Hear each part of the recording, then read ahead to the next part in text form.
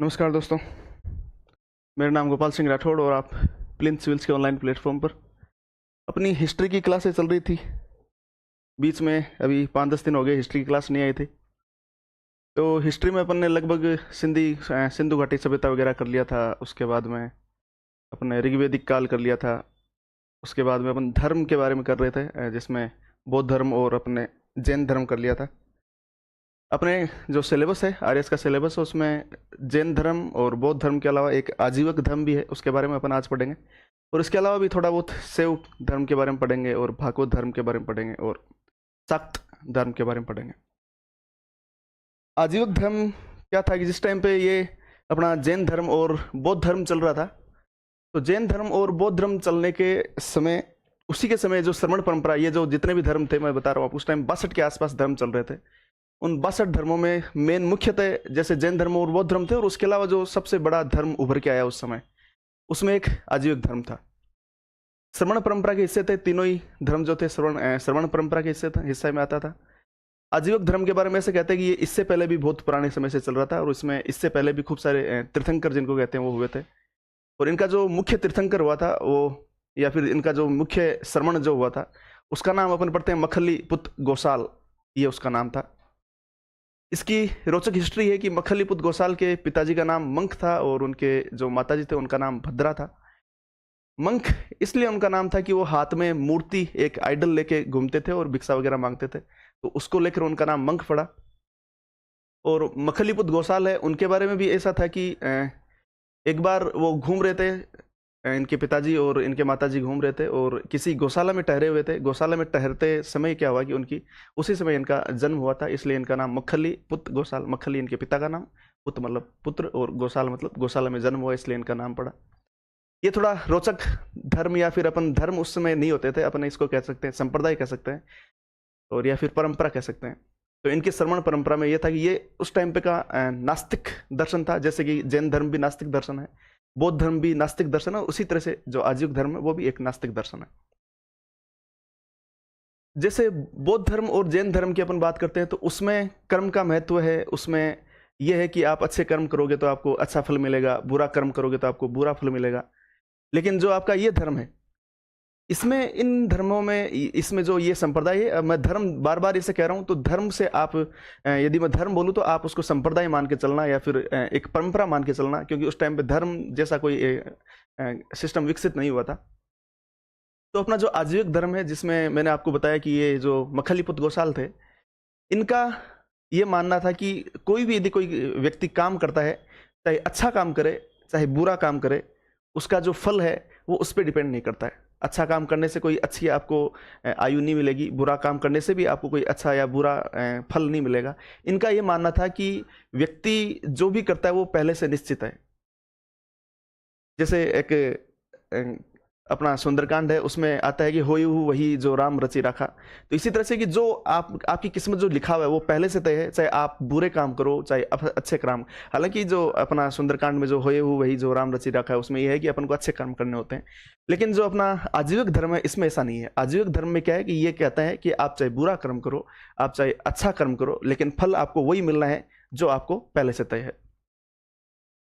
इनके बारे में थोड़ी बात और बताऊं मैं मखलीपुत गोसाल के बारे में, कि मखलीपुत जो गोसाल थे, उनका जो शुरुआती जो उनका तपस्या हुई थी, या फिर ऐसा कहते हैं कि जो भगवान जैन धर्म में जो भगवान थे अपने महावीर स्वामी, तो उनके साथ में इन्होंने लगभग 6 साल तक तपस्या की थी। कितने साल तक तपस्या की थी? 6 साल तक तपस्या की थी। ऐसे कहते हैं एक शिष्य थे।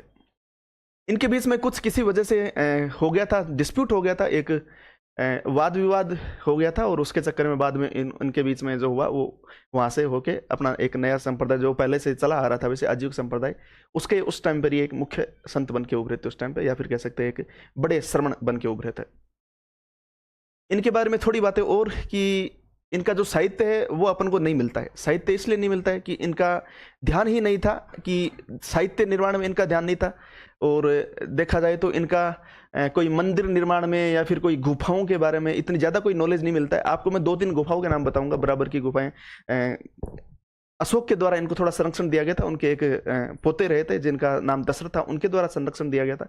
और इनके जो सबसे बड़े अनुयायी थे वो इनको बिंदुसार, इनके जो अशोक के पिताजी थे, ऐसा कहते हैं कि बिंदुसार के दरबार में ये रहते थे और इन्होंने भविष्यवाणी की थी, आपका जो पुत्र होगा अशोक, वो बहुत बड़ा सम्राट बनेगा, ऐसा इन्होंने एक भविष्यवाणी की थी। उसके अलावा एक कौशल जो नरेश प्रसेनजीत का अपन नाम सुनते हैं, वो भी इनको बहुत अच्छा उन्होंने इनको संरक्षण प्रदान किया था। दक्षिण भारत में ये धर्म काफी समय तक चला था, 2000 साल तक ऐसा कहूं मैं, ये धर्म चला था। दक्षिण भारत में ये काफी समय तक, लगभग 1400 ईस्वी तक चला था, और उत्तर भारत में इसका धीरे धीरे ये नष्ट हो गया था। इसका मैंने बताया नियतिवादी दर्शन है, नास्तिकवादी दर्शन है, जैसे कि वो दोनों नास्तिकवादी दर्शन है, उसी तरह से ये नास्तिकवादी दर्शन है। इनकी जो तपस्या होती थी बहुत ज्यादा कठोर हुआ करती थी। अब ये एक बात ये आ जाती है कि यदि इन्होंने ऐसा कहा कि सब कुछ निर्भर करता है, कि कर्म पे निर्भर करता है, सब कुछ नियति पे डिपेंड करता है, कि नियति आपकी पहले से तय है, तो आप कठोर परिश्रम कर क्यों कर रहे हो। तो इनका ये कहना था कि जो भगवान ने हमें दुख भी भेजा है, भगवान ने हमारे लिए सुख भी भेजा है। एक तरह से मैं भगवान, क्योंकि मैं हिंदू हूं तो इसलिए वर्ड ऐसे निकल रहे भगवान, तो मैं इसकी जगह बता रहा हूं कि जो प्रकृति है, प्रकृति में दुख भी है, सुख भी है। एक मनुष्य के हिस्से में दुख भी आता है और मनुष्य के हिस्से में सुख भी आता है। तो इन्होंने ये कहा कि यदि आपका कोई फिल्म है, उसकी स्क्रिप्ट पहले से लिख दी गई है, तो या तो आप उसको अच्छे से निर्वहन करो, या फिर उसका रोना धोना दो। तो रोना धोने से अच्छा है उसका अच्छे से निर्वहन करना। और इन्होंने कहा कि जो दुख है वो पहले से लिखे हुए हैं, उन दुखों का हम निर्वहन कर रहे हैं, वो भी हमारी नीति में है। तो इनका जो कठोर परिश्रम था, उन्होंने कहा कि वो जो दुख है उसका हम निर्वहन कर रहे हैं, जो हमारी नीति में पहले से तय है। तो इनका ये कहना, जो कठोर हम तपस्या करते हैं वो भी क्या है, वो भी एक नियति है, वो भी हमारी नियति है कि हम कठोर तपस्या करते हैं। मैं आप बता रहा था कि ये भगवान जैन के साथ में ये करते थे, क्या करते थे, तपस्या करते थे, या फिर इनके शिष्य कहते थे। तो उस टाइम पे एक किस्सा मिलता है। इनकी जो जैन धर्म की एक किताब है भगवती सूत्र, उसके 15वां चैप्टर है, वो पूरा का पूरा इन पे समर्पित है। इनकी जो जानकारी है लगभग बौद्ध ग्रंथों और जैन ग्रंथों से मिलती है। जैन ग्रंथों में आप भगवती सूत्र और अंगुत्तर निकाय जो बौद्ध धर्म है उसके बारे में बता रहा हूँ। तो इन दो जो बुक है, इसमें लगभग इनकी सारी जानकारी मिलती है। तो उसमें एक ऐसा उल्लेख मिलता है कि जो अपने भगवान महावीर थे, वो क्या हुआ कि उस टाइम पे एक पौधा था। इनके बारे में एक रोचक किस्सा मिलता है कि एक पौधा होता है, तो उस पौधे के बारे में भगवान महावीर कहते हैं कि ये जो पौधा है ये जीवित रहेगा, चाहे आप इस पे कुछ ही आप कर दो, इसको तोड़ दो, फोड़ दो, कुछ भी, ये जीवित रहेगा। उस टाइम तक जो अपने मखलीपुत गोसाल थे, वो इस धर्म में या फिर इस परंपरा में दीक्षित नहीं हुए थे, या इस परंपरा को मानने वाले नहीं थे, क्योंकि उस टाइम पे वो उनके शिष्य थे। तो ये जो मखलीपुत गोसाल है, उन्होंने कहा कि नहीं, यदि मैं भी इसको उखाड़ दूंगा तो इसका नष्ट हो जाना तय है। हुआ यूं, उसने उसको उखाड़ के फेंक दिया। रात को वापस बारिश आ गई और वापस उग गया, और सुबह देखा तो वो वापस उगा हुआ था। तो जो कहते हैं कि मखलीपुत गोसाल थे, उन्होंने कहा कि ये पहले से तय होता है कि आपका आगे क्या होना है, क्योंकि मैंने इसको उखाड़ के फेंक भी दिया था, उसके बाद में वापस लग गया। तो जो कुछ आप देखते हो वो पहले से तय होता है। ऐसे कहते हैं इनकी तपस्या इतनी ज्यादा कठोर हुआ करती थी कि ये एक बड़े मटके में कैद हो जाया करते थे। ऐसे कहते हैं इनकी तपस्या इतनी ज्यादा हार्ड हुआ करती थी कि ये आग पे चल लेते थे। ऐसा कहते हैं इतनी ज्यादा इनकी हार्ड हुआ करती थी तपस्या कि ये जो कांटों की जो सूलें होती हैं उनके ऊपर सो जाया करते थे। ये बहुत सारी इनकी चीजें होती थी। एक ये खाना वाना खाते थे तो ये भिक्षा मांग के खाना खाते थे, और भिक्षा मांग के खाना खाने में इनका एक ऐसा सिस्टम था, भिक्षा मांग के जो खाना खाते थे, तो भिक्षा मांग का खाना खाते थे, इन्होंने क्या एक रूल बना रखा था कि जैसे कोई गर्भवती है तो उसके हाथ से भोजन नहीं करते थे। एक साथ में 2-3 लोग यदि एक जगह भोजन करे तो उनके साथ में भोजन नहीं करते थे। कुत्ते के द्वारा कोई खाया गया भोजन हो, या ऐसे कहते हैं कि जब ज्यादा भूख जिसको है, एक कुत्ते को ज्यादा भूख है या फिर हमें ज्यादा भूख है, जिस कुत्ते को ज्यादा भूख है तो वो कुत्ते को खाना खिला दिया करते थे। ऐसी खूब सारी इनकी शिक्षाएं वगैरह रहती थी। इनके जो ग्रंथ भी ऐसे कहते हैं, हालांकि इनका उल्लेख नहीं मिलता है, इनका अपन को साक्ष्य नहीं मिलते हैं। महानिमित में, मग में, ऐसे मैं आपको बताऊंगा, उस हिसाब से इनके ग्रंथ मिलते हैं। तो चलिए अपन इसके बारे में पढ़ते हैं, थोड़ी बहुत जानकारी और देखेंगे जो मैं इसमें लिख के लाया हूं। तो मैं आपको बताया था आजीविक धर्म जो है भारत का पहला नास्तिकवादी धर्म है।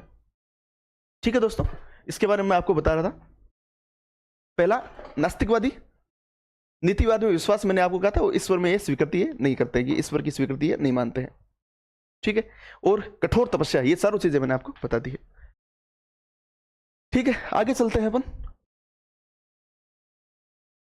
मखलीपुत गोसाल के मेरे बारे में मैंने आपको बता दिया। इनका जन्म और जो नामकरण और श्रावस्ती में श्रवण गांव था, उसमें इनका एक गौशाला में जन्म हुआ था, जो मैंने आपको अभी बताया। और इनके पिता का नाम मंक था, जो मैंने आपको बताया था अभी, और माता का नाम भद्रा, और जन्म स्थान इनका गौशाला में हुआ था, इसलिए इनको गौशाला कहते हैं। विशेष उपाधि इनकी अवर्णनीय है, इनको भगवान के तुल्य इसलिए, और महावीर के साथ भी इन्होंने 6 साल तक तपस्या की थी। एक जो मखली जो है उनसे पूर्व दो और श्रवण परंपरा के एक संत हुआ करते थे या फिर श्रमण हुआ करते थे। उन्होंने इस धर्म को बनाए रखने में या फिर पीछे से चलाए रखने में इन्होंने योगदान दिया, जिसमें से एक का नाम का था संकिच और एक का नाम था नंदवत्स। एक का नाम था किस संकिच और एक का नाम था नंदवत्स। एक का नाम था किस संकिच, किस संकिच, और एक का नाम था नंदवत्स। नंदवत्स ये दो लोग थे जिन्होंने अपने जो मखलीपुत गोसाल से उनसे पूर्व भी इन्होंने इस श्रवण परंपरा में इन्होंने योगदान दिया था, आजीवक आचार्य हुआ करते थे। इनके समय में और भी खूब सारे आजीवक हुए, जैसे पूर्ण कश्यप हुए, अजित केस कंबली हुए, संजय वेलीपुत हुए, पकुत कच्छायन हुए। ये सभी उस समय के प्रभावशाली श्रमण परंपरा के प्रतिनिधि हुआ करते थे। ये बड़े बड़े विद्वान लोग थे और बड़े बड़े इस जो आजीवक संप्रदाय है, श्रमण परंपरा है, उसमें एक हिस्सा लिया करते थे। ये मैं आपको बता रहा था, इनके जो ग्रंथ है वो महानिमित्त में 8 महानिमित्त इनके माने जाते हैं, 2 इनके मग माने जाते हैं और 10 इनके पूर्वी माने जाते हैं। क्या माने जाते हैं दोस्तों? 8, 2, 10। 8 इनके महानिमित्त, 8 इनके महानिमित्त, ठीक है। 10 इनके पूर्वी और जो 2 इनको कहते हैं मग। ये इनके साहित्य जो कि नष्ट हो गया है एक तरीके से, इनका साहित्य इस तरह से बंटा हुआ है दोस्तों, ठीक है। और क्योंकि मैंने आपको कहा था कि दक्षिण भारत में इनका खूब टाइम के लिए रहा था, तो दक्षिण भारत में इनके साहित्य को नवकीर भी कहा जाता है। जो दक्षिण भारत है, दक्षिण भारत में इनका जो साहित्य है, दक्षिण भारत में इनके साहित्य को नवकीर, क्या नवकीर कहा जाता है। ये जो बातें मैंने आपको साहित्य और ज्ञान परंपरा के बारे में बता दें कि इनका जो साहित्य है उनमें 10 पूर्वी होते थे, 8 इनमें बताया मैंने आपको महानिमित्त और 2 मग के रूप में इनका जो साहित्य का विभाजन। ये तीनों चीजें मैंने आपको बता दी कि इनको अनुसार इन्होंने कहा कि आजीवों के अनुसार क्या है कि संसार पूर्णतः नियत है। संसार क्या है? पूर्णतः नियत है और यह अपने नियमों के अनुसार ही संचालित होता है। ये जो संसार है उसके नियमों को आप बदल नहीं सकते। जैसे हिंदू परंपरा में ये ऐसा है कि यदि आप अच्छे कर्म कर रहे हो तो आपको अच्छा जन्म मिलेगा, अच्छा आपको फल मिलेगा, बुरा काम कर रहे हो तो आपको बुरा फल मिलेगा।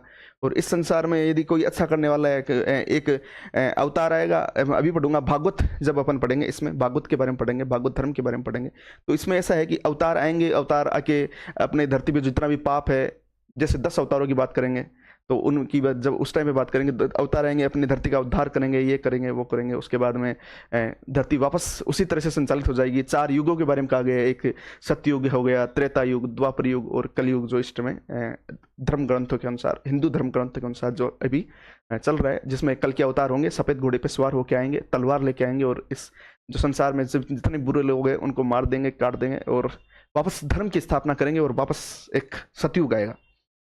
ये अपने इसमें धर्म जो अपना हिंदू ग्रंथ है, हिंदू धर्म है, उसमें ये थ्योरी है। लेकिन इनके अनुसार संचालित जो संसार, वो संचालित जो होता है वो अपने ही नियमों के अनुसार होता है। अपने धर्म ग्रंथों में जैसे लिखा हुआ है कि भगवान संचालन करते हैं, यहाँ पे भगवान संचालन नहीं करते हैं।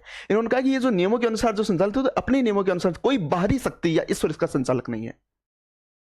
हिंदू धर्म ग्रंथों के अनुसार या फिर क्रिश्चियन धर्म ग्रंथों के अनुसार भी यही थोड़ा है, एक थ्योरी ऐसी आती है। और या फिर मैं मोहम्मडन्स की बात करूँ, अपन इस्लाम की बात करूँ, तो उसमें भी इस तरह से है कि वहाँ का उनका जो एक परम सत्ता है, अल्लाह है, वो धरती को संचालित करते हैं। लेकिन यहाँ पे ऐसा नहीं है। यहाँ पे इन्होंने कहा कि ये जो संसार है वो अपनी ही एक ऐसी शक्ति है, प्राकृतिक शक्ति है, उसके अनुसार संचालित हो रहा है। कोई भी बाहरी शक्ति इसको संचालित नहीं कर रहा है, कोई भी बाहरी शक्ति इसको संचालित नहीं कर रही। ईश्वर इसका कोई संचालक नहीं है, ईश्वर इसको संचालित नहीं कर रहा है। यह सिद्धांत वैदिक परंपरा की शुरुआत से पूर्णतः भिन्न है। मैंने आपको बताया अभी कि अपना जो धर्म है उसके विपरीत, बिल्कुल विपरीत या फुल ऑपोजिट ये है। इसके आसपास का एक डिटर्मिनिज्म आता है, एब्सोल्यूट डिटर्मिनिज्म। पश्चिम का दर्शन है एब्सोल्यूट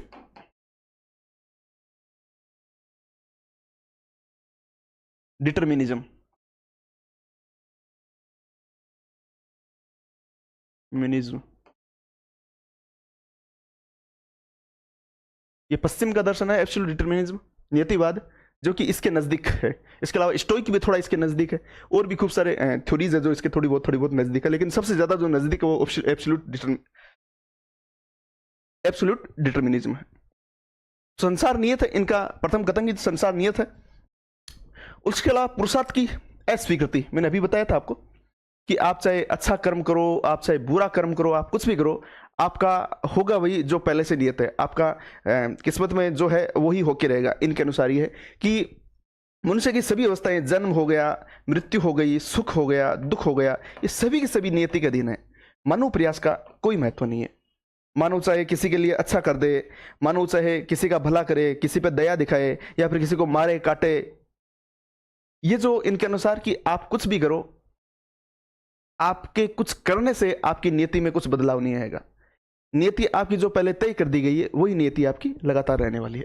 ये पुरुषार्थ की अस्वीकृति होगी इनकी। एक स्वतंत्र इच्छा का अभाव, फ्री विल, जिसको अपन कह सकते हैं फ्री विल, इंग्लिश में इसको कहते हैं फ्री विल। स्वतंत्र इच्छा का अभाव मतलब स्वतंत्र इच्छा जैसी कोई चीज नहीं है। फ्री विल क्या होती है कि आप कुछ करोगे तो किसी चीज में चेंज आ जाएगा, समझ गए आप। यदि आप कोई चीज करना चाहते हो, आप अपनी नीति को बदलना चाहते हो, तो आप अच्छे कर्म कीजिए, और आप अच्छे कर्म करोगे तो आपका ये चेंज हो जाएगा। इसमें ऐसा नहीं है। इसमें ऐसा है कि स्वतंत्र इच्छा जैसी कोई चीज नहीं है। जो कुछ हुआ है और हो रहा है और होगा वह सब पूर्व निर्धारित है। यह चरम नीतिवाद दृष्टिकोण अपन इसकी तरह से कह सकते हैं कि आप अपने कर्मों के द्वारा अपने भाग्य को बदल नहीं सकते हो। फ्री विल क्या है कि आप स्वतंत्र हो कोई भी चीज करने के लिए, और आप यदि कोई अच्छा कर्म करोगे तो आपको अच्छा फल मिल जाएगा, आप बुरा कर्म करो तो आपको बुरा फल मिल जाएगा। लेकिन यहाँ पे ऐसा नहीं है, आप फ्री विल नहीं है। यहाँ पे क्या नहीं है, यहाँ पे फ्री विल नहीं है। तो ये इस तरह से इनके बारे में तीन बातें कि संसार नियत है, इसके अलावा पुरुषार्थ की अस्वीकृति और स्वतंत्र इच्छा का अभाव। आगे चलते हैं अपन। इनके 4-5 कथन नियतिवाद के बारे में बताया मैंने आपको। एक इनका 84 लाख महाकल्पों का एक सिद्धांत है, कर्म का ये खंडन करते हैं और आत्मा की शुद्धि पे ये बल देते हैं। इन्होंने कहते हैं आत्मा की शुद्धि जो हम कठिन परिश्रम करते हैं वो मोक्ष के लिए नहीं करते हैं, हम इसलिए करते हैं क्योंकि हमारी नीति में पहले से लिखा हुआ है। हम इसलिए करते हैं क्योंकि नीति में पहले से लिखा हुआ है। बस ये 4 चीजें जो मैंने 3 चीजें आपको पहले बता दी। और आत्मा की शुद्धि कि आपके द्वारा किया गया कठोर परिश्रम हम आत्मा की शुद्धि के लिए या मोक्ष के लिए नहीं करते, बल्कि हम इसलिए करते हैं क्योंकि हमारी नीति में लिखा हुआ है। ये इतनी सी बात इसमें है। मैंने आपको बताया था भोजन वगैरह के बारे में, बैठा था जब आपको मैं धीरे धीरे बता रहा था कि क्या है कि एक साथ भोजन करने वाले समूह के साथ में ये ग्रहण नहीं करते। मैंने कहा था 2-3 लोग यदि एक साथ भोजन ग्रहण कर रहे हैं तो उनके साथ में भोजन ग्रहण नहीं करेंगे, और वो जो कर रहे हैं तो उनके पास से अब ये भोजन ग्रहण नहीं करेंगे। एक मैंने आपको बताया कि गर्भवती महिला या दूध पीते बच्चे वाली स्त्री से आहार ग्रहण नहीं करते थे। या तो कोई गर्भवती महिला हो या फिर कोई दूध पीता बच्चा हो, ठीक है, जिस स्त्री के, तो उससे आहार ग्रहण नहीं करते थे। एक तो आपको बात पहले से पता है कि ये भिक्षा मांगते थे, और भिक्षा मांगते थे तो ये इनको भिक्षा, आजीवक का मतलब ही होता है जीविका, खुद जीविका चला। आजीवक मतलब आजीवक कह सकते हैं या फिर आजीविक इनको भी कहते हैं, या तो आजीवक इनको कहते हैं या फिर आजीविक भी कहते हैं। आजीविक का मतलब होता है खुद अपनी जो क्या करते हैं भिक्षा वगैरह मांग के अपना जीवन यापन करना। इनके बारे में बौद्ध धर्म में और जो जैन धर्म में इनमें बहुत ही ज्यादा इनकी आलोचना की गई है। आलोचना हो सकता है इस कारण की गई हो कि ये नीतिपात में विश्वास करते हैं कि आपका जो भी कर्म कर रहे हो उसका कोई लेना देना नहीं। आप बुरा कर्म करो, आप अच्छा कर्म करो, आपका जो पहले से तय है उसी के अनुसार होगा। हो सकता है, हाँ, सबसे बड़ा रीजन यही है कि इनके बीच में मतभेद हुआ करते थे।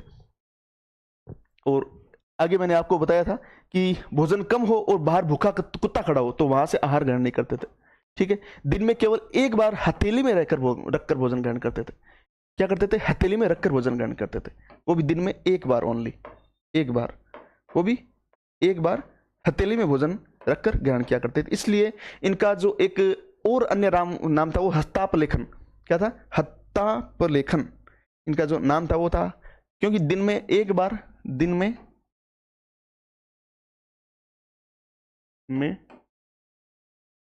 एक बार भोजन करते थे, ओनली एक बार करते थे, वो भी हथेली में रखकर करते थे, हथेली में रखकर करते थे। इसलिए इनका नाम एक और था, हत्ताप लेखन। ठीक है दोस्तों, ये आजीविक संप्रदाय के बारे में थोड़ी बहुत बातें। कठोर तपस्या के बारे में मैंने आपको बताया था, किलों पर लेटकर, आग से गुजरकर, बड़े मिट्टी के बर्तनों में कैद हो जाना, ये उनकी कठोर तपस्या के तरीके थे।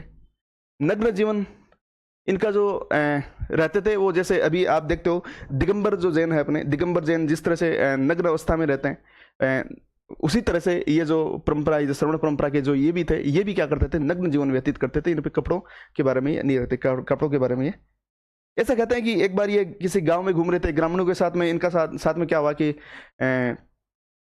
कोई होगी थी, कोई मतभेद हो गया था, जिससे इनके पीछे ग्रामीण भाग रहे थे। हालांकि ये चीज़ें लिखी हुई है, इनके खुद के ग्रंथों में नहीं लिखी है, मैंने आपको पहले भी बताया। इनकी जो सारी बातें हुई है वो लिखी हुई है, वो लिखी हुई है इनके जो अंगुत्तर निकाय और भगवती सूत्र उसमें। तो अंगुत्तर निकाय और भगवती सूत्र के अनुसार ये किसी ग्रामीण जगह पर गए हुए थे, ग्रामीण के साथ में इनका झगड़ा वगैरह कुछ हो गया था, तो वहाँ से भाग रहे थे। तो पीछे से भागने वालों ने क्या किया, उनके कपड़े पकड़े, कपड़े उनके हाथ में रह गए। ये इनके कपड़े रहित, इनका बिना वस्त्र रहित सहित इनका जो वो रह गया, शरीर रह गया। और उसके बाद में इन्होंने, मखलीपुत्र गोसाल की बात कर रहा हूँ, इन्होंने कपड़े ही त्याग दिए, ऐसा कुछ उनमें लिखा हुआ है, जो कि उनकी सत्यता पे ज्यादा अपन नहीं कह सकते। एक शरीर को ये बहुत गंदा रखते थे, मिट्टी का लेप लगाए रखते थे, और मोर पंख धारण करते थे, और अशोक के वृक्ष की ये पूजा करते थे। ये लगभग इनकी बातें होगी है, जिसमें मैंने आपको बताया कि इनका जो प्रमुख व्यक्ति था वो मखलीपुत्र गोसाल था, जिनके पिताजी का नाम मंक था, इनके माता का नाम भद्रा था। गौशाला में जन्म हुआ, इसलिए इनको गोसाल भी कहते हैं। नियतिवाद, सबसे प्राचीन नास्तिकवाद इनका दर्शन है। नियतिवाद पे विश्वास करते थे, कर्म सिद्धांत पे विश्वास नहीं करते थे। इनके 10 पूर्वी है, 8 महानिमित है, 2 मग है। इसके अलावा और भी पकुत कच्छायन हो गया, पूर्ण कश्यप हो गया, ये इनके होते थे।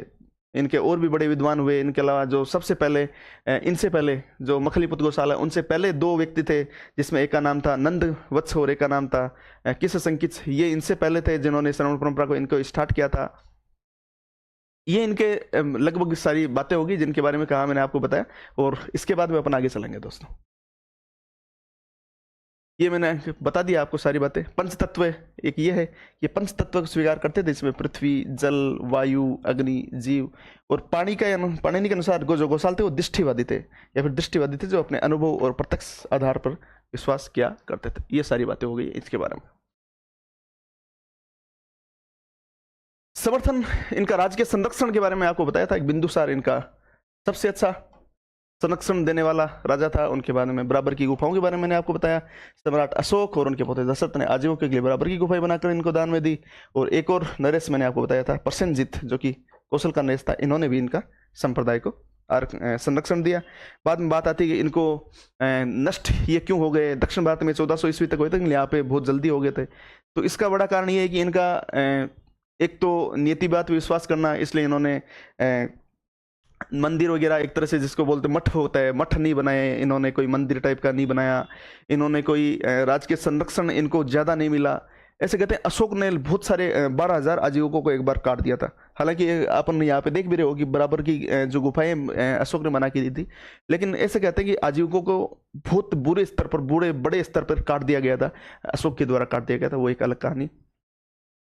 तो राजाओं को संरक्षण नहीं मिला, अपने साहित्य को ज़्यादा विकसित नहीं कर पाए, अपने मठों वगैरह को नहीं बना पाए, और नियतिवाद पे इनका विश्वास रहा। इसलिए क्या हुआ कि इनका जल्दी ही इनका पतन हो गया। ये थोड़ी बहुत इनके बारे में बातें थी। अब आगे चलते हैं अपन। भौगोलिक विस्तार मैंने आपको बता दिया। 14वीं शताब्दी तक दक्षिण भारत में सक्रिय रहा था, लगभग 2000 साल तक। तमिल साहित्य शिल्पाधिकारम में भी एक आजीविक का उल्लेख मिलता है, जिसमें आप कहानी पढ़ते हो तो एक कनग्गी होती है, जिसके माता पिता जो होते हैं वो भी आजीविक संप्रदाय के अनुयायी थे। ये थोड़ी बहुत बातें। एक इनका कहते हैं कि मखलीपुत्र गोसाल, ये क्वेश्चन आया हुआ है, पहले भी किसी एग्जाम में आया हुआ है कि मखलीपुत्र गोसाल थे, वो अपना जो ऑफिस है वो एक कुम्हार महिला थी, हला हला के नाम से, एक हलाला जो श्रावस्ती में थी, उनके जो एक ऐसे बोलते हैं गौशाला थी, या फिर उनका एक बाड़ा था, या उनका घर था, या फिर उनका कारखाना था, ऐसे कह सकते हैं। तो उस कारखाने को उन्होंने एक ऑफिस के रूप में यूज में लिया, और वहीं से ये जो इनका श्रमण परंपरा थी या फिर आजीविक संप्रदाय था, उसको चलाने में इन्होंने वहीं से सारे काम किए। तो कहते हैं कि मखली गोसाल ने श्रावस्ती में एक महिला कुम्हार हला हला के कार्यशाला को अपने मुख्यालय के रूप में प्रयोग किया, और यहीं से आंदोलन का प्रसार हुआ। ये थोड़ी इसके बारे में बातें थी। चलते हैं दोस्तों आगे। आलोचना के बारे में मैंने आपको कहा था कि इनकी बहुत ज्यादा आलोचना मिलती है। किन में मिलती है बहुत ज्यादा आलोचना? इनकी बहुत ज्यादा आलोचना मिलती है जैन धर्म के जो भगवती सूत्र है उसमें मिलती है, बौद्ध धर्म के अंगुत्तर निकाय इसमें मिलती है। बुद्ध ने तो एक बार इनके बारे में टिप्पणी की है बुद्ध ने ऐसा कहा कि संसार में सबसे ज्यादा दुख देने वाला कोई व्यक्ति या फिर सबसे ज्यादा दुख देने वाला कोई जानवर, उससे भी ज्यादा यदि कोई दुख देने वाला है, जैसे बहुत ही बुरा व्यक्ति, एक राक्षस टाइप का व्यक्ति, और एक जानवर जो कि बहुत ज्यादा, ऐसे मान लो कि किसी गांव में बच्चों को खा जाता हो, उससे भी ज्यादा यदि कोई दुख देने वाला है तो वो मखलीपुत गोसाल है, वो तो वो आजीवक है। ऐसा उन्होंने कहा था कि अंगुत्तर निकाय में बुद्ध ने गोसाल को ऐसा मूर्ख व्यक्ति कहा है जो किसी भी अन्य व्यक्ति से अधिक या किसी मनुष्य या ईश्वर के दुख का कारण बने। इनके बारे में एक कथन के बारे में था, बुद्ध की टिप्पणी थी। उसके अलावा और भी बहुत ग्रंथों के बारे में मैंने बताया था कि बहुत ग्रंथों, जैन ग्रंथों गोसाल की घोर आलोचना की गई है और उनके नीतिवाद को मानव प्रयास और नैतिकता के लिए विरुद्ध माना गया है। पतंजलि के महाभाष्य में भी इनका उल्लेख मिलता है जो इनकी ऐतिहासिकता को दर्शाता है। पतंजलि का एक पुस्तक है जिसका नाम महाभाष्य, और महाभाष्य में भी इनका उल्लेख मिलता है। ये वन डे एग्जाम में आने के लायक कुछ चीज़ें बताई मैंने आपको, ये आप कोटेशन कहीं पे दे सकते हो, या फिर यहाँ से आपको एक बात पता लगती है कि बुद्ध जो थे, या फिर बौद्ध धर्म था या फिर जैन धर्म था, उनका बिल्कुल विपरीत ये धर्म था। हालांकि ये भी नास्तिकवादी था, ये भी नास्तिकवादी थे, मतलब ये भी वेदों को नहीं मानते थे, वो भी वेदों को नहीं मानता था, लेकिन एक जो नियतिवाद का जो एक कॉन्सेप्ट आता है उसमें ये दोनों विरोधी थे और इनसे मतभेद हुआ करते थे। ये होगी इसके बारे में बात है। क्योंकि अपना आजीवक धर्म हो गया है, बड़ा दर्शन अपने 3 ही दर्शन थे। बड़े दर्शनों की बात करूं मैं, 3 ही दर्शन थे, जिसमें अपन ने जैन दर्शन देख लिया, जिसमें अपन ने बुद्ध के बारे में पढ़ लिया, और उसके बाद में आजीवक के बारे में पढ़ लिया।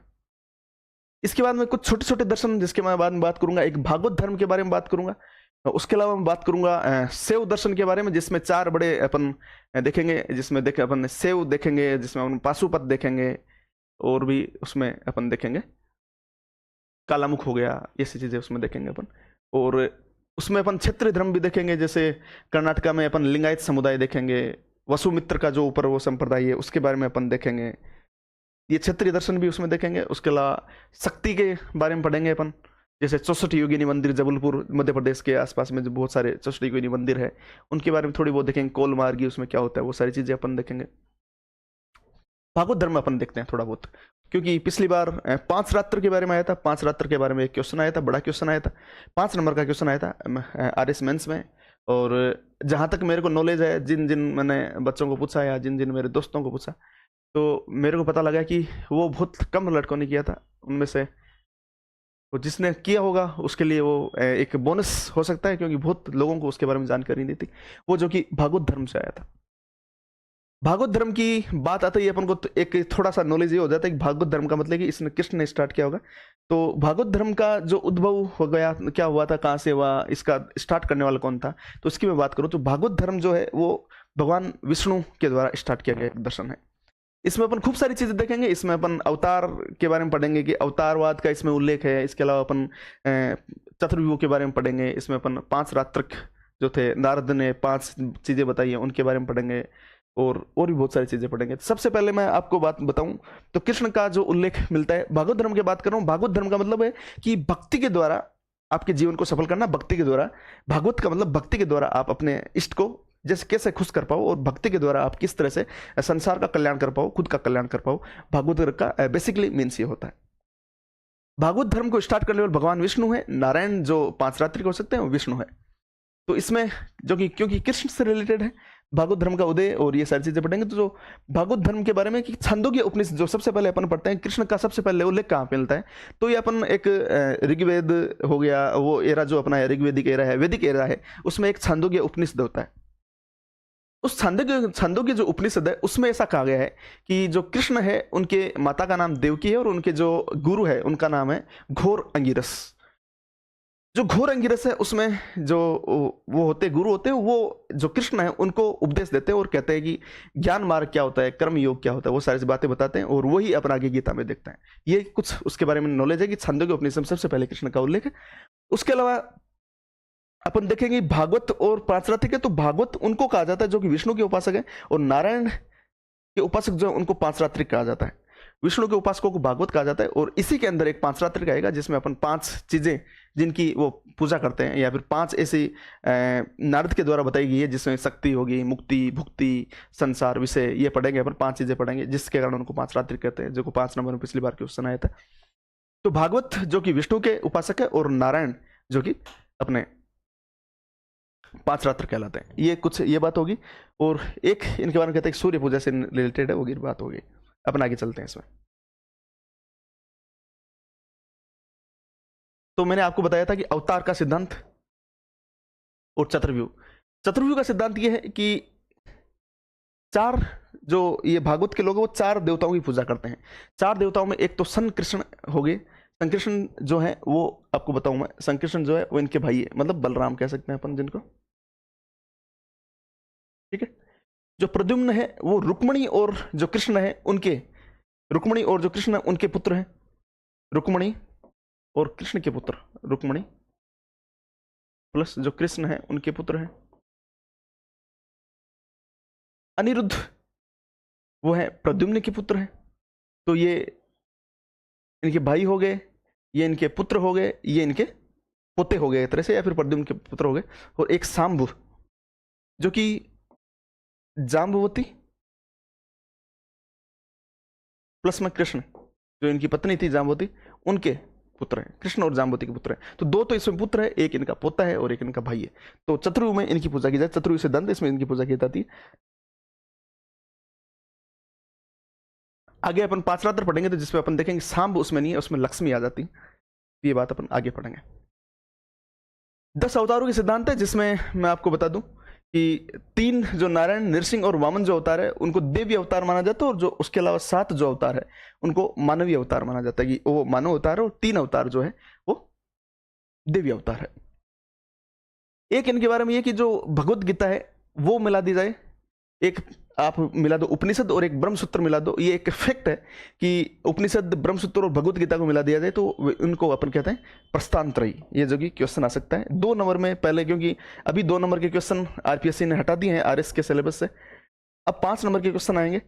तो ये हो सकता है प्रस्थानत्रयी के बारे में ये एग्जैक्टली फैक्ट नहीं आए, हो सकता है ये प्रीलिम्स में आ जाए कि प्रस्थानत्रयी के अंदर कौन कौन से, जिसमें आपको एक ब्रह्मसूत्र दे देगा, एक ये प्रस्थानत्रयी में उपनिषद दे देगा, एक भगवत गीता दे देगा, एक और कोई जैसे महाभारत दे दिया, रामायण दे दिया, या फिर कोई उपनिषद दे दिया, उनके बारे में पूछेगा। तो हो सकता है वो नहीं, उस ऐसा एग्जाम में क्वेश्चन फ्रेम कर लिया जाए, तो यहाँ से इसलिए याद रखना जरूरी हो जाता है। क्योंकि ये भागवत धर्म है जो भक्ति से रिलेटेड है। भक्ति के बारे में सबसे ज्यादा इसमें उल्लेख है, भक्ति किस तरह से की जाए और भक्ति के द्वारा अपने इष्ट को कैसे प्रसन्न किया जाए और अपने जीवन को कैसे सफल किया जाए, और अगले जन्म में आप किस तरह से आपके जो आपका जो जीवन है उसको सफल किया जाए, अगले जीवन में आपको कैसे मोक्ष की प्राप्ति हो, या फिर आपको अगले जीवन में कोई अच्छे योनि में आपको जन्म हो। तो इसके बारे में कहा गया। तो भक्ति का जो सबसे पहले उल्लेख है वो एक श्वेतास्वर नाम से उपनिषद है, उसमें उल्लेख मिलता है। भक्ति का सर्वप्रथम उल्लेख कहाँ मिलता है? श्वेतास्वर उपनिषद में मिलता है। ये भी एक फैक्ट है जो कि याद करने लायक है। प्रस्थानत्रयी इस जो पीपीटी पूरी है, जो इसमें आपको 3-4 बातें याद रखनी है। एक तो क्वेश्चन प्रीलिम्स में ऐसा आ सकता है, या फिर 5 नंबर में चतुर्युग के बारे में क्वेश्चन आ सकता है, जैसे कि 5 रात्रि के बारे में पिछली बार क्वेश्चन आया। तो चतुर्युग के बारे में क्वेश्चन ऐसे आए कि 2 नंबर में तो अभी आएंगे नहीं, 5 नंबर में आए, या फिर प्रीलिम्स में क्वेश्चन आ जाए। तो इसमें आपको ये चीजें लिख देनी है। चतुर्युग में कौन आते हैं? चतुर्युग में मैंने आपको बताया था सांब आता है, प्रद्युम्न आते हैं, संकृष्ण आते हैं और अनिरुद्ध आते हैं। और उसके अलावा प्रस्थानत्रयी के बारे में पूछ ले तो प्रस्थानत्रयी में ब्रह्मसूत्र आता है, उपनिषद आते हैं और भगवत गीता आती है।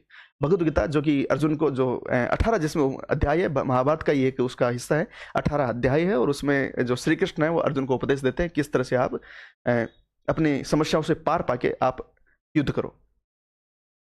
कर्म के बारे में बेसिकली इसमें बात की गई। कर्म आपको करनी चाहिए। कर्म करने के लिए आपको चाहे आपके सामने आपके सगे बंधु है, लेकिन क्योंकि भी आपका कर्म करना ही है कि आप उनसे लड़ाई करो, और यही आपका कर्म है, इसलिए उनको समझाते हैं। बहुत सारी बातें होती है वो जो कि भगवत गीता में कभी अपन पढ़ेंगे तो भगवत गीता में आपको मैं बताऊंगा।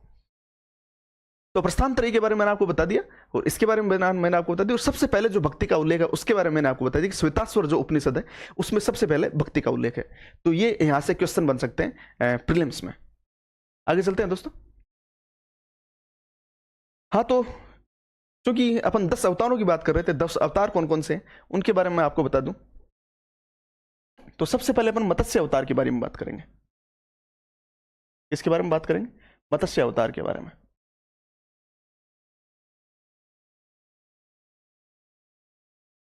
बेसिकली क्या है, जिस तरह से अभी कलयुग चल रहा है,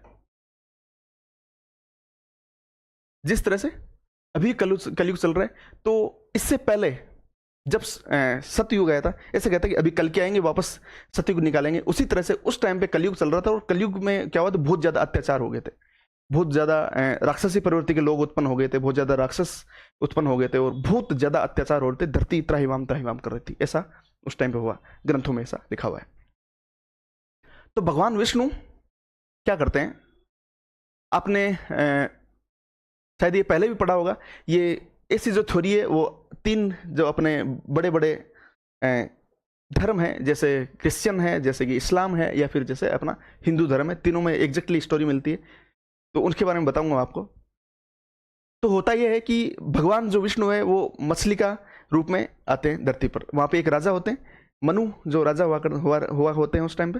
तो वो क्या होते हैं, उसके हाथ में ऐसे आ जाते हैं, हाथ में छोटी सी मछली आती है, और वो बोलती है मेरे को बचा लो, मेरे को बचा लो, मेरे को मारो मत, मेरे को मारो मत। क्योंकि शायद ऐसा मैं आगे बताऊंगा कि उनके हाथों ही कुछ कर्म करवाने होते हैं, तो उनके पास में आ जाती है, वो उसको कमंडल में धारण कर लेते हैं और अपने राज दरबार में आ जाते हैं। ठीक, वो उस टाइम पे धर्मावलंबी राजा होते हैं, और पूरे धरती पे क्या होता है कि बहुत अत्याचार हो रहा होता है, बहुत राक्षसी प्रवृत्ति के लोग उत्पन्न हो जाते हैं, और धरती त्राहिमाम त्राहिमाम कर रही होती है।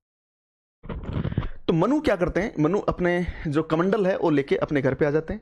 वो क्या देखते हैं कि जो मछली लगातार बड़ी होती जा रही है, तो कमंडल से वो घर पे बने हुए जो तालाब है उसमें रखते हैं, तालाब भी से भी बड़ी हो जाती है, उसको नदी में रखते हैं, नदी से भी बड़ी हो जाती है, उसको समुद्र में रखते हैं। ठीक है भाई, अब क्या, अब ऐसा यूं होता है, अभी मैं जल प्रलय की बात करूंगा। तो मछली जो है वो भगवान अपने रूप में आते हैं और मनु को कहते हैं कि आपको कुछ भी नहीं करना है, आपको करना यह है कि धर्मात्मा जितने भी लोग हैं पूरी पृथ्वी पे जितने भी धर्मात्मा लोग हैं उनको इकट्ठा करो। कुछ ही लोग हुआ करते हैं, इसलिए वो लगभग उनको इकट्ठा कर लेते हैं। ठीक है, अब क्या, तो अब वो कहते हैं कि जो शेषनाग है उनसे उससे आप एक पहले तो एक नाव बनाओ, उसको शेषनाग से लपेटो और उसको मेरे से अटैच कर दो।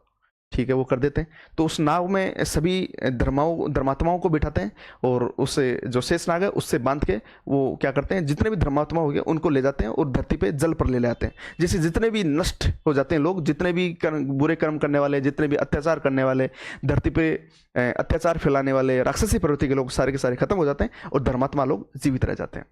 ये मैंने मत्स्य अवतार के बारे में बताया, ये मैंने आपको हिंदू धर्म के बारे में बताया। अब जैसा ये हिंदू धर्म में, वैसा ही आपको बताऊंगा मैं इस्लाम में भी है, ऐसा भी इस्लाम में भी है। ऐसा कहते हैं, इसमें नूह नाम का एक व्यक्ति होता है, इसको ये निर्देश दिए जाते हैं। ये नूह नाम का व्यक्ति निर्देश ग्रहण करता है, और जैसा अल्लाह उनको बताते हैं, पैगंबर कहते हैं, पैगंबर मोहम्मद इनको कहते हैं, या फिर अल्लाह जो है, अल्लाह पैगंबर मोहम्मद जो इनके पहले प्रॉफिट होते थे, और नूह को ऐसा कहते हैं कि आप क्या कीजिए कि दुनिया में जितने भी अच्छे लोग हैं उनका एक एक जोड़ा बना लीजिए, और वो जो एक एक जोड़ा है उसको जल पर ले, क्योंकि मैं लाऊंगा पूरी धरती पे पानी पानी हो जाएगा, उससे आप बचा लेना। तो ये हो जाता है इस्लाम में। ऐसा ही क्रिश्चियन में है, ऐसा ही एक स्टोरी क्रिश्चियन में, उसमें भी एक नूह नाम का एक व्यक्ति होता है। ये एक पर्वत की उल्लेख करते हैं इसमें कि पर्वत पर चले जाना, और उस पर्वत पर आप बच जाओगे, और सारी की सारी पृथ्वी के जितने भी बुरे लोग वो नष्ट हो जाएंगे। ऐसा ही क्या है क्रिश्चियन में, किसमें, क्रिश्चियन धर्म में है। इसमें भी यही नूह नाम का एक व्यक्ति होता है। इसको एक भविष्यवाणी होती है, एक आकाशवाणी होती है, आकाशवाणी के माध्यम से कहते हैं कि आप क्या कीजिए, इतनी इस संसार में जितने भी जोड़े हैं, जैसे एक पक्षी है तो एक पक्षी ले लीजिए, उसका जोड़ा ले लीजिए, कोई जानवर है, गाय हो गई जैसे, तो गाय का एक जोड़ा ले लीजिए, और खुद उस एक नाव में सवार हो जाइए। और उस नाव में सवार हो गए तो बाद में क्या होगा, आप नाव में सवार होने के बाद आपको तो मैं एक अच्छी जगह पर ले जाऊंगा, उसके बाद में लगातार 45 दिन तक मैं इस धरती पर क्या करूंगा, बौछार लाऊंगा, पानी की बौछार, बहुत ज़्यादा पानी आएगा, बहुत ज़्यादा पानी से बारिश होगी, और उस बारिश होने के बाद में क्या होगा, ये धरती पूरी जितने भी यहाँ पे बुरे लोग हैं, जितने भी यहाँ पे राक्षसी प्रवृत्ति के लोग हैं, जितने भी खराब लोग हैं, वो सारे के सारे नष्ट हो जाएंगे, और उसके बाद मैं आपको वहाँ पे छोड़ दूंगा। इस तरह से चाहे हिंदू धर्म ले लीजिए, चाहे इस्लाम ले लीजिए, चाहे क्रिश्चियन ले लीजिए, सभी में जल प्रलय की स्टोरी और लगभग एक जैसी है, 90% स्टोरी एक जैसी है। तो ये मत्स्य अवतार के बारे में बात थी।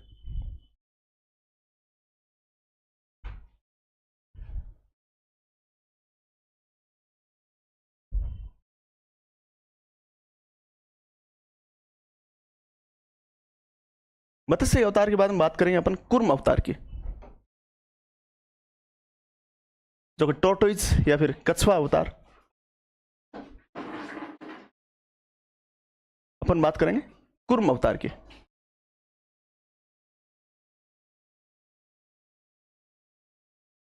इसकी भी एक छोटी सी स्टोरी ऐसे है कि समुद्र मंथन हो रहा होता है, तो समुद्र मंथन के समय जो पर्वत हो रहा होता है वो लगातार नीचे डूब रहा होता है, तो भगवान विष्णु क्या करते हैं, कुर्म अवतार धारण करते हैं, समुद्र में जाते हैं और उसके ऊपर अपने ऊपर जो वो समुद्र जो एक जो पत्थर होता है या फिर जो बड़ा एक पर्वत होता है उसको धारण करते हैं। वहाँ पे मंथन होता है। मंथन होने के बाद में क्या होता है, बहुत सारी चीज़ें निकलती है, जिसमें आप देखते हो कामधेनु गाय निकलती है, अमृत निकलता है, वो बहुत सारी चीज़ें निकलती है। उस टाइम पे कुर्म अवतार इस बारे में।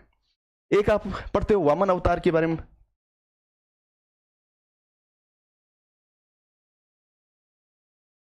जो वामन अवतार है उसकी भी एक शॉर्ट स्टोरी मैं आपको बता दूं। तो वामन अवतार में ऐसा होता है कि असुरों का बहुत ज़्यादा प्रकोप हो जाता है। उस समय पूरी धरती, सभी की एक स्टोरी है, पूरी धरती पर त्राहिमाम होते हैं। चाहे किसी भी स्टोरी को ले लीजिए आप, उस सभी एक स्टोरी जो अपन पढ़ेंगे उसमें ये देखेंगे धरती पे पाप बहुत ज़्यादा बढ़ गया, इसलिए अवतार लेना पड़ता है। अवतार सिद्धांत ये है कि धरती पे जब पाप बढ़ जाएगा तब भगवान अवतार लेंगे और पूरे पापों को हटा देंगे।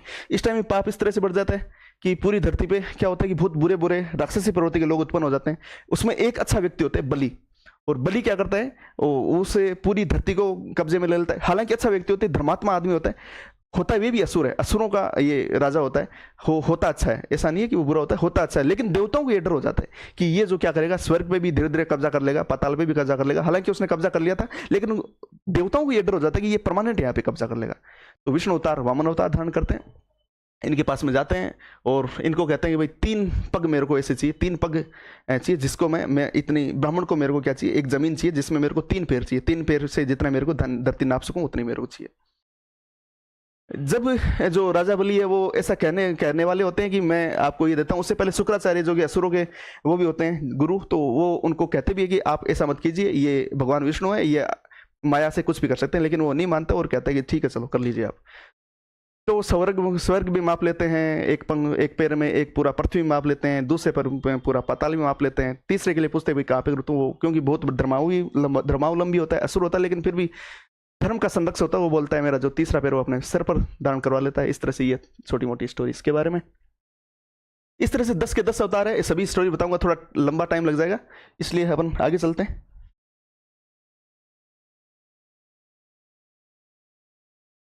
तो मत्स्य अवतार के बारे में बताया, वराह अवतार के मैंने बता दूं आपको, वराह अवतार के बारे में बता दिया, नहीं बताया आपको मैंने, क्योंकि 10 की 10 स्टोरी है। जैसे परशुराम अवतार भी है, जिसमें राम अवतार है, कृष्ण अवतार है, जिसमें परशुराम अवतार है, जिसमें वामन अवतार मैंने बताया आपको, मत्स्य अवतार है, कूर्म अवतार है, बहुत सारी चीज़ें हैं जो कि एक साथ में बताऊँ तो बहुत लंबा हो जाएगा, इसलिए अपन आगे चलते हैं। कल के अवतार जो कि अभी तक हुआ नहीं है,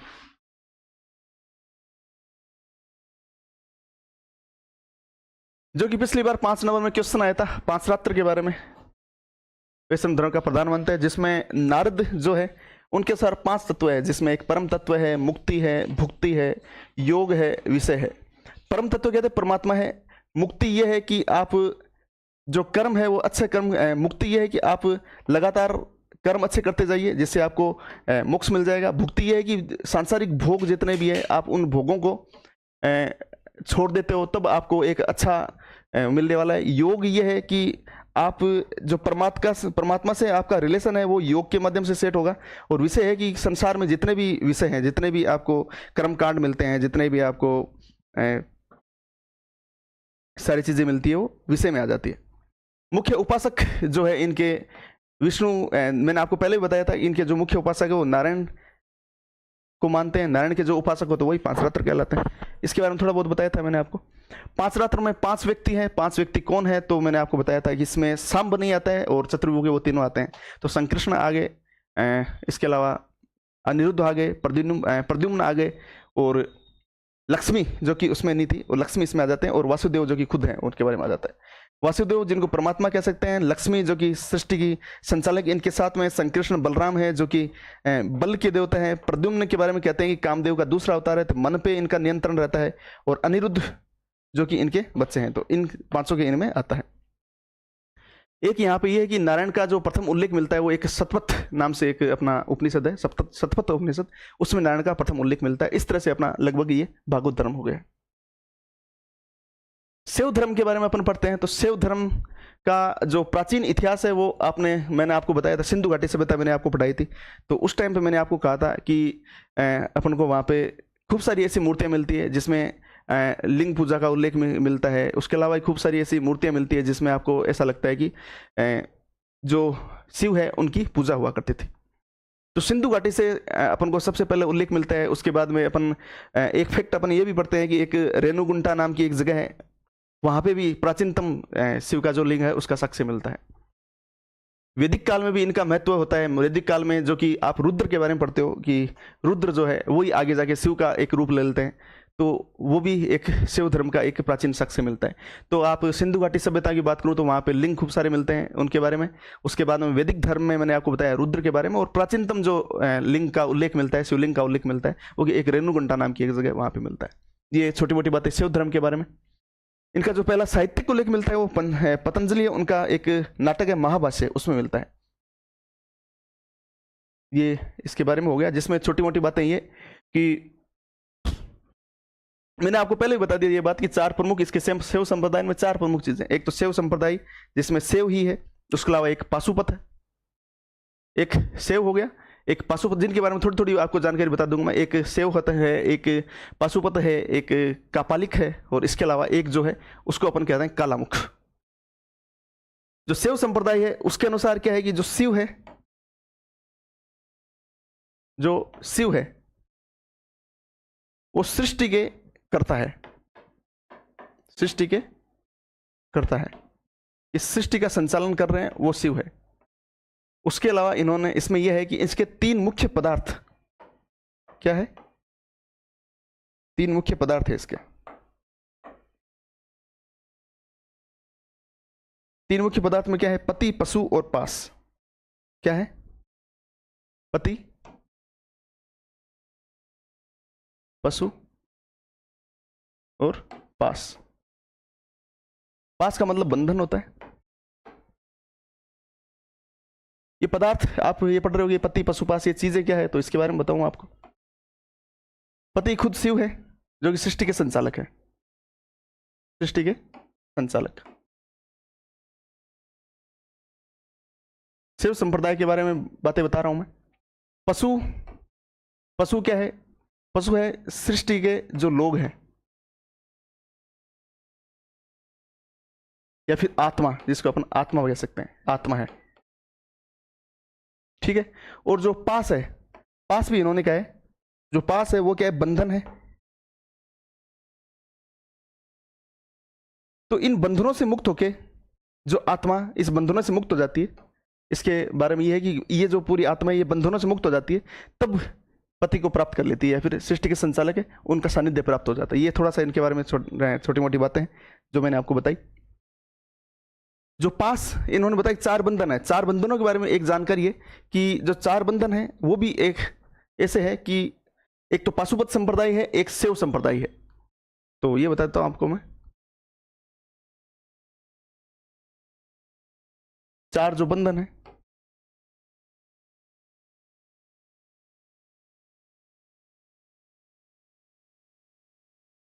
जिसमें क्रिया है, चर्या है,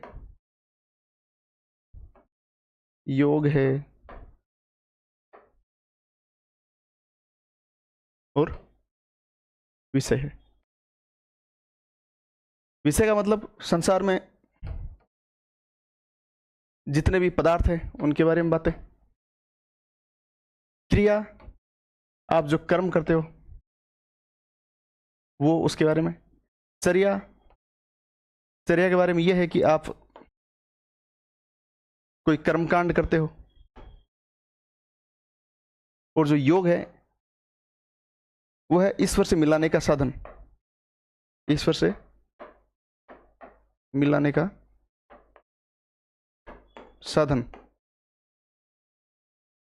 इन चारों चीजों को कर लोगे तो आपका बंधन कट जाएंगे और आपको मुक्ति की या परमात्मा की प्राप्ति हो जाएगी।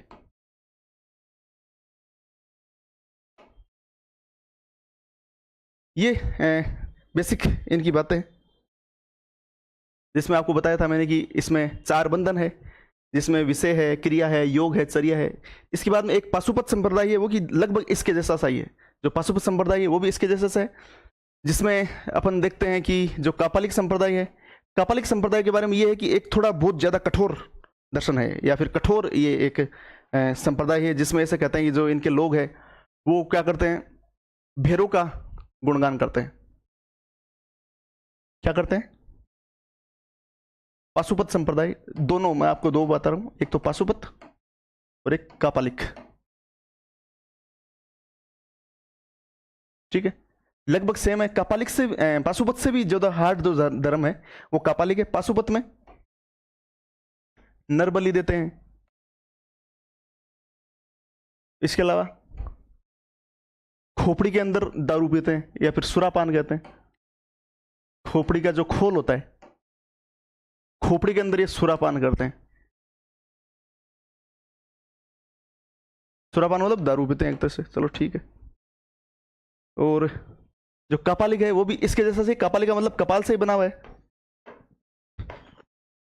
ये हर समय अपने साथ में कपाल रखते हैं, मतलब खोपड़ी रखते हैं, हर समय कपाल रखते हैं, इसी में सारे काम करते हैं, भोजन इसी में करते हैं, पानी भी इसी में पीते हैं, सारी सारी जो चीजें हैं वो इसमें कपाल में करते हैं, इसलिए नाम भी इसका कपालिक हो गया। ये इनके बारे में बातें होगी, विद्या, क्रिया, योग और चर्या, ये मैंने आपको बताया था, ये मैंने आपको बताया था। ये अपना शैव संप्रदाय हो गया।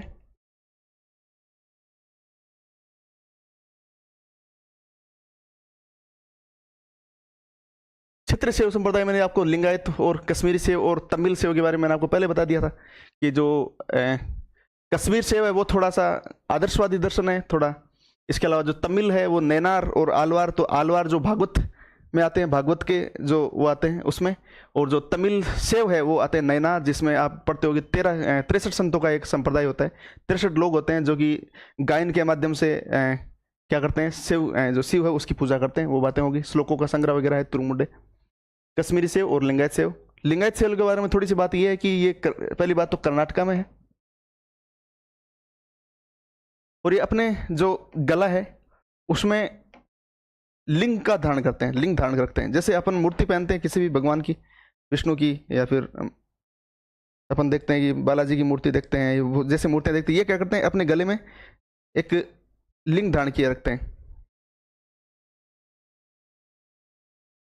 इसलिए इनको लिंगायत भी कहते हैं। कर्नाटका में इनका लगभग मेजोरिटी में कर्नाटका में रहते हैं। ये इनके जो प्रवर्तक है वो बसव राजा हैं, बसव राजा से नाम से इनका एक प्रवर्तक थे, बसव राजा। इनके अलावा अल्लम प्रभु नाम से भी इनके एक प्रवर्तक थे। ये बातें होगी इनके क्षेत्रीय सेव के बारे में। शक्ति का ज्यादा उल्लेख अपन नहीं पढ़ेंगे क्योंकि शक्ति अपने सिलेबस में नहीं है वैसे, लेकिन फिर भी थोड़ा बहुत अपन देख लेंगे। शक्ति जो है वो शाक्त धर्म में शक्ति को परम ब्रह्मा और सर्वोच्च माना गया, और जो शक्ति है उसके बारे में ऐसे है कि इसके खूब सारे पीठ हैं, 64 योगिनी मंदिर भी अपन पढ़ेंगे।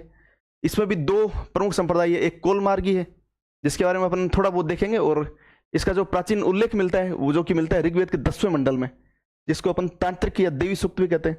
64 योगिनी का मंदिर जबलपुर में, आपने संसद देखी होगी, संसद का जो पूरा ढांचा है वो 64 योगिनी मंदिर के ऊपर ही बना हुआ है। ये शक्त धर्म के बारे में थोड़ी बहुत बात है। कोलमार्ग के बारे में बताऊं कि ये पूर्ण अद्वैत और एक समयाचार्य जो कि अधिक संयमित और वैदिक परंपरा के निकट है। जो शैव धर्म है, जो भागवत धर्म के बारे में पिछली बार क्वेश्चन आया था। शैव धर्म और शाक्त धर्म के बारे में इतने ज्यादा क्वेश्चन आते नहीं है। शैव धर्म फिर भी थोड़े बहुत क्वेश्चन आते हैं, शाक्त धर्म के बारे में इतने ज्यादा इंपॉर्टेंट नहीं है, शाक्त धर्म नहीं आएगा वैसे। आजीवक क्योंकि अपने सिलेबस में डायरेक्टली लिखा हुआ है, आजीवक के बारे में आपको बहुत अच्छे से पढ़ना चाहिए। तो इस तरह से जैन धर्म भी अपना हो गया, बौद्ध धर्म भी अपना लगभग कंप्लीट हो गया। उसके अलावा अपने आजीविक धर्म आज पढ़ लिया, शैव धर्म पढ़ लिया, भागवत धर्म पढ़ लिया, शाक्त धर्म पढ़ लिया। धर्म अपने इतना ही है, ये क्लास अपनी यही समाप्त होती है। इसके अलावा अपन आगे मौर्य काल स्टार्ट करेंगे जिसमें अशोक के बारे में वगैरह पढ़ेंगे। तब तक लगे शुक्रिया। करो शेयर तो शेयर कर देना, सब्सक्राइब करो तो सब्सक्राइब कर देना, लाइक करो तो कर देना, आपकी इच्छा है। जिस भी क्लास ठीक लगे तो कोई कमेंट वमेंट कर देना। Okay, thank you.